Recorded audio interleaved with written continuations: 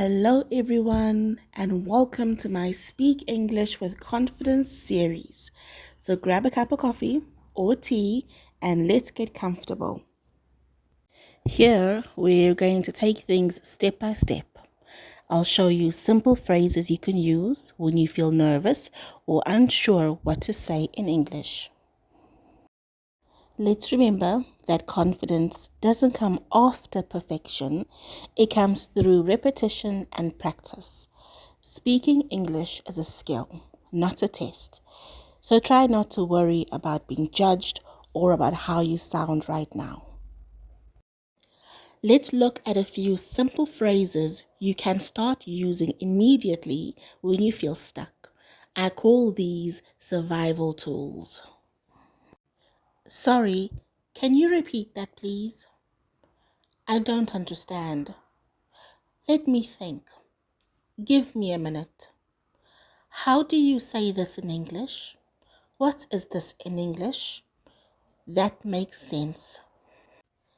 Sometimes you might not hear what someone said because you're too nervous or there's too much noise around you. Or maybe you didn't understand the first time. Your mind didn't catch enough words to help you understand. Sometimes English speakers talk too fast, so it can be difficult to hear their words and understand them the first, second, or third time. So if you're in this situation, you can say, "Sorry, can you repeat that?"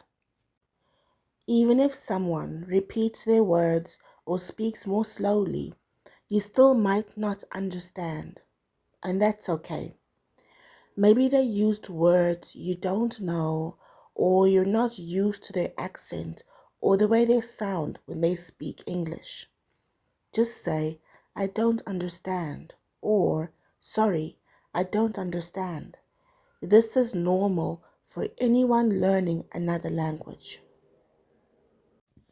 These are two phrases you can use in similar situations. For example, when someone asks you a question that you understand, you might need a moment to think of an answer. Sometimes you might need time to find the right English word or to calm yourself if you feel nervous.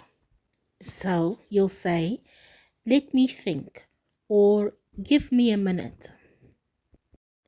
These are very useful phrases.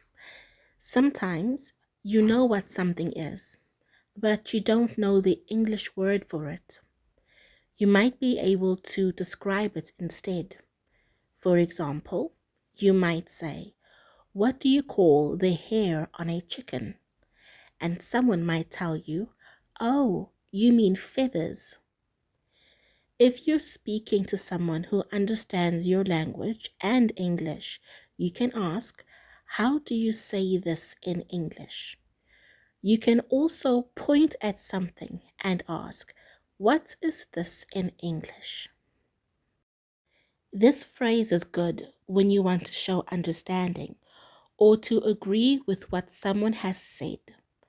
Maybe someone is explaining something to you, or maybe they corrected a mistake in your English. Saying, "That makes sense, thank you," is a polite way to show that you understand. So let's tie everything together. If you didn't hear something, you can say, "Sorry, can you repeat that?" If you still don't understand, you can say, "I don't understand," or "Sorry, I don't understand." If you need a little time to think, you can say, "Give me a minute, please," or "Let me think." If you need help with a word, you can ask, "How do you say this in English?" And when you understand what someone has explained to you, you can say, "That makes sense," or "That makes sense, thank you." What I want you to remember is that you can survive a conversation in English even if you're not fluent yet. Thank you for watching and see you next time.